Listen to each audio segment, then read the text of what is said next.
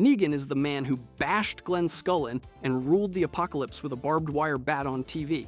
He became charming, kind of funny, and sometimes kind of a good guy.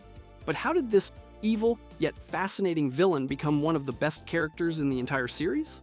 Well, the answer is more surprising than you might think, and today I'll be uncovering why Lucille, one of the most hated villains in television history, introduced himself with a joke. There, I said it, and the show wants you to hate him for it. April 3rd, 2016. That's when Negan first shows up at the end of Last Day on Earth, standing over Rick Grimes with a bat wrapped in barbed wire. His full introduction opens the Season 7 premiere. The day will come when you won't be. Picking up minutes after that cliffhanger, even though the episode itself aired October 23rd, 2016. He calls the bat Lucille, a vampire bat thirsty for blood, grinning the whole time like he's the funniest man in Virginia. Then he says 3 words that matter more than the joke. This is Lucille, a man merging his own identity with a weapon, turning the swing that follows into a verdict handed down by judge, jury, and executioner in the same body. Abraham Ford goes first. Then Glenn Rhee in front of Maggie, in front of everyone, in a death that stunned the show's massive audience and is still one of the most talked about moments in the entire series. Critics described his dialogue as ridiculous, and the prolonged Negan storyline became a common point of frustration during seasons 7 and 8. Fans still argue nothing he does later earns Glenn back. That's the floor he starts on. A man who can murder your favorites on his knees is terrifying. A man who can make hundreds of people worship him for it and genuinely believe he keeps them safe is something far more dangerous. The Sanctuary. Hundreds of armed men answer to one guy with a barbed wire bat, and most of them fell in line without needing a gun to their head. That's the part that should terrify you more than the bat itself. The Sanctuary is a converted factory complex, and Negan runs it like a warlord with a business degree. Multiple outposts feed supplies back to the main compound. Surrounding communities hand over tribute on a schedule, half their goods, delivered on time, or someone dies in front of a crowd to make the point stick. Fear is the entire economy here, with Negan as the mint. He stages his punishments like sermons. Kneel or die, right there in front of everyone. And the crowd has been trained to stay still. Saviors chant, "We are all Negan," like a congregation reciting a creed, turning one man's leather jacket into a uniform and his name into a title anyone can wear. Inside the walls, he runs a caste system. Wives get comfort and protection, workers get rationed food and constant surveillance, and the tiers make brutally clear what keeps you alive. In a house far from the Sanctuary, a woman named Lucille took her own life while he was out desperately searching for medicine to save her. The control he built afterwards seems rooted in what happened in that room. A warlord this good at reading people should have executed the kid who snuck in to kill his men. Instead, he did something no villain is supposed to do. He got curious. Negan and Carl Grimes. A 14-year-old kid infiltrates a compound full of armed killers, guns down a couple of them, and Negan's response is to call him badass. That's not the reaction of a man running on pure menace. Carl Grimes sneaks into the Sanctuary in Season 7, kills 2 saviors, and gets dragged in front of the man with the bat expecting to die. Negan makes him pull back the bandage over his ruined eye instead, studies the damage, and lights up with something close to admiration. He spends an entire visit to Alexandria after that, trying to bond with Carl, asking about his family, angling for a connection instead of pulling the trigger he's pulled on other people for far less. He says he likes the kid, more than once, like he's trying to convince himself as much as anyone watching. Carl becomes the crack in the performance. The first sign that the man who curb-stomped his own authority into Rick's people can still recognize a version of the son he never got to raise. Whether that's real affection or Negan clocking a lever he can use on Rick stays a fair argument, but the letters settle where it leads.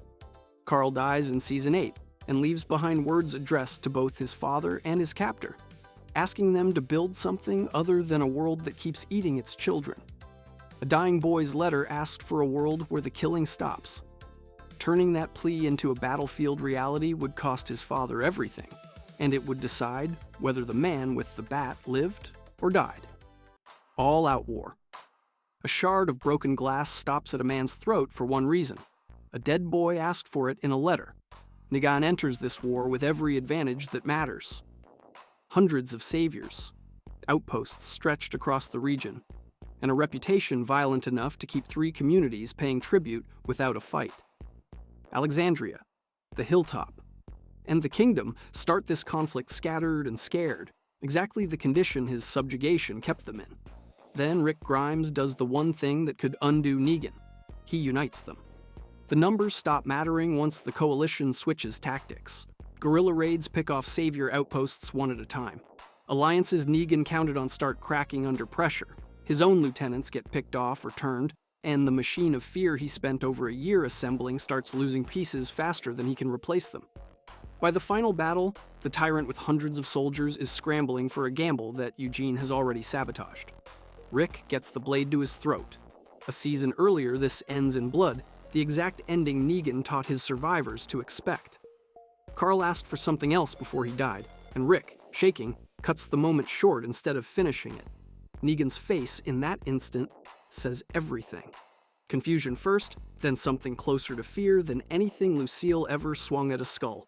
His army watches their unkillable leader dragged away breathing, and the myth dies faster than a body would have. Sparing a monster sounds merciful until you realize what it commits you to. Someone now has to keep that monster alive for years, and answer for it every single day. Negan's imprisonment at Alexandria. A man who ran an empire of nearly 700 spends the next several years talking to a concrete wall. That is the sentence Rick Grimes hands down instead of a bullet, and he remains locked up for 7.5 years. One of the longest continuous imprisonments of a major character in the series. Alexandria could have executed him. Rick almost did once, with his own hands still shaking from Glenn and Abraham.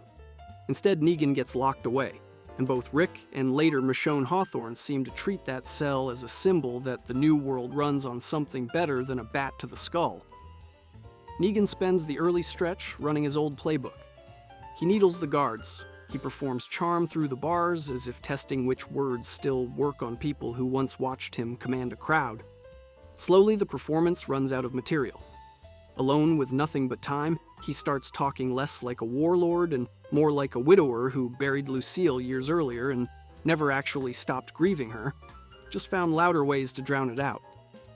The show turned a cartoon tyrant into a man who flinches at his own reflection. Some viewers wanted the plot to move faster and called the Cell years dead air. Others point out you cannot buy a redemption arc this steep without the receipt, and years locked in the dark is the receipt. Adults still saw the boogeyman when they looked in that cell. It took someone too young to remember the fear, someone who treated him like a grumpy uncle, to start pulling the man back out. Negan and Judith Grimes. A grumpy 10-year-old had more leverage over Negan than the entire Alexandria Council combined. That's not an exaggeration. After Rick vanished, Negan sat in a cell with nothing left to perform for, and the person who kept showing up was Judith Grimes, talking to him like an annoying relative instead of the man who murdered 2 of her family's friends. She had every reason to spit through the bars. She pulled up a chair instead. Judith pushed him.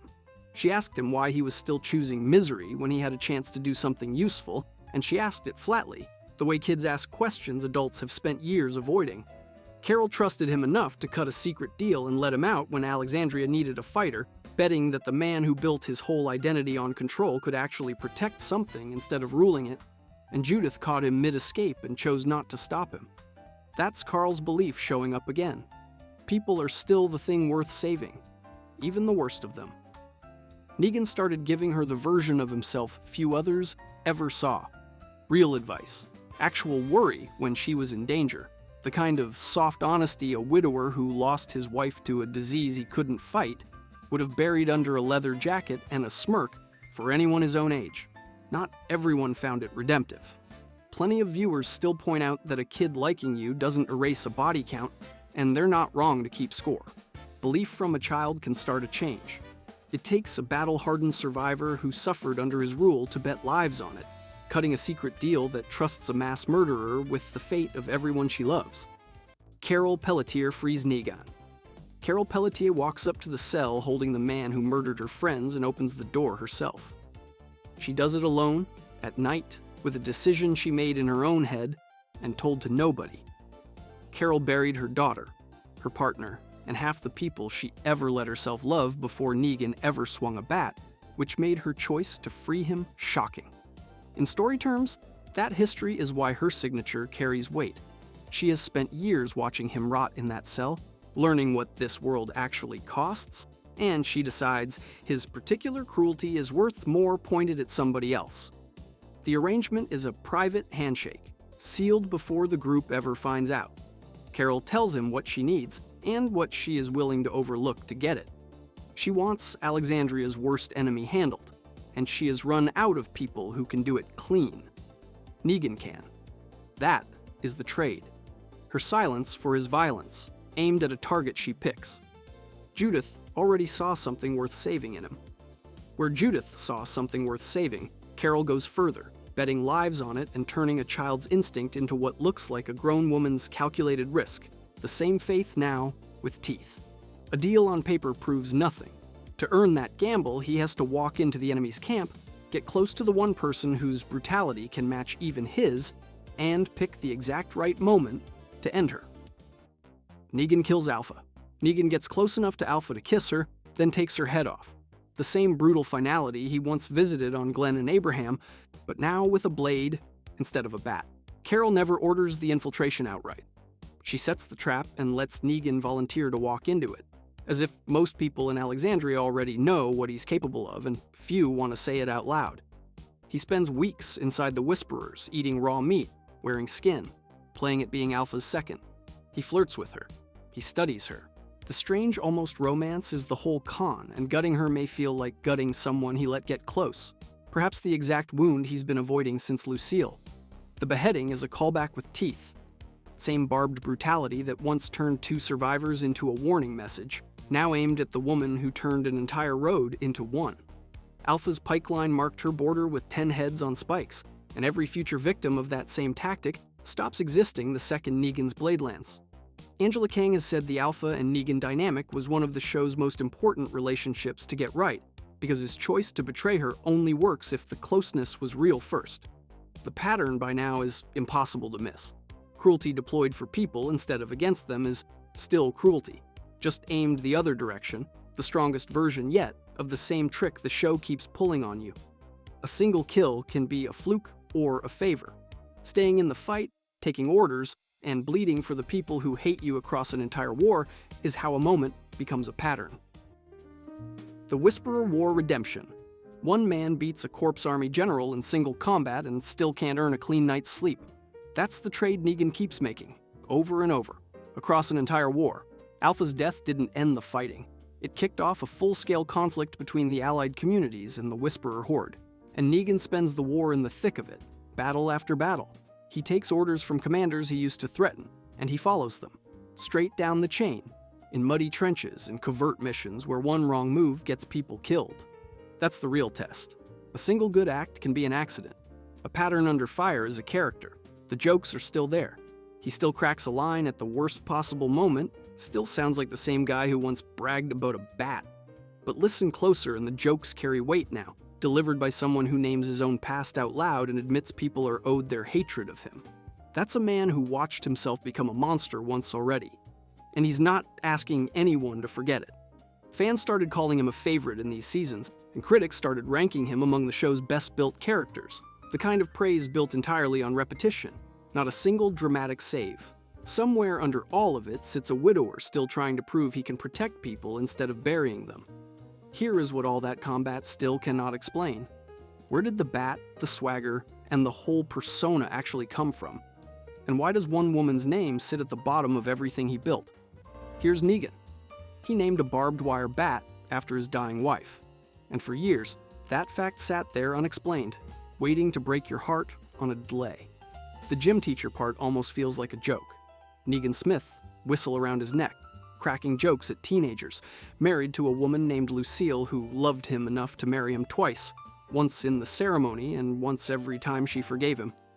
He cheated on her, more than once. That shame seems never to have left him, and it appears to have found new outlets once the world ended. Then the cancer showed up. Lucille got sick before anything else fell apart, which means Negan was already losing a war at home while the rest of the world was still arguing about a virus. He spent the early outbreak running, begging, breaking into pharmacies that were already stripped clean. chasing a cure that the show frames as already lost before he could accept it. He failed. He came back to find her already gone. And the man who walked out of that room was not the man who walked in. Critics read every kneel or die speech, every performance of total control, as tracing back to a hospital bed he couldn't fix. The empire, the wives, the theater of never losing, all of it reads as one widower deciding that powerlessness would never touch him again, even if it meant becoming the thing that inflicts it on everyone else. Lucille was a person first. The bat came second, and it came as a wound wearing armor. Grief goes a long way toward explaining the man. It does not finish the story. A polished new society, gleaming and civilized on the surface, is about to hand him one last chance to prove it. The Commonwealth infiltration. Give a former dictator a tour of a shinier authoritarian regime and watch him find every crack in the wall within a week. That's the Commonwealth for Negan. A sprawling, orderly society with clean streets, uniforms, and a class system that quietly grinds the bottom tier into the dirt while the top tier stays comfortable. It looks like civilization. To Negan, it must look like sanctuary with better lighting. Negan clocks it almost immediately. He built a hierarchy of fear and tribute out of scrap metal and threats. This one has a governor, a police force, and a currency system, and Negan recognizes they're doing much the same work, just with paperwork instead of a bat. That recognition is what makes him so dangerous here. He's read this exact architecture from the inside, knows where the levers hide, and knows exactly which people are being crushed so the machine keeps humming. So he picks the lock from inside, using instincts a dead wife's grief, once weaponized into something monstrous, now aimed at prying the whole structure open. He feeds information, reads the room the guards can't, and helps the people around him spot the rot the Commonwealth's brochure hides. Every move is a man handling a system he used to own, dismantling it with the fluency of someone reading his own handwriting. This era shows Negan's strategic instincts at their sharpest, turning skills he once used to dominate into tools for dismantling a corrupt regime. Helping other people's heroes is one thing. Standing at the center of the story, carrying it, and doing it beside the widow of the man he murdered is a debt no tactic has yet talked its way out of. Dead City. Manhattan is walled off, overrun, and full of people who want him dead. And Negan walks into it anyway to help the widow of a man he murdered rescue her kidnapped son. That is the premise of Dead City, and it lands in part because of the history that came before it.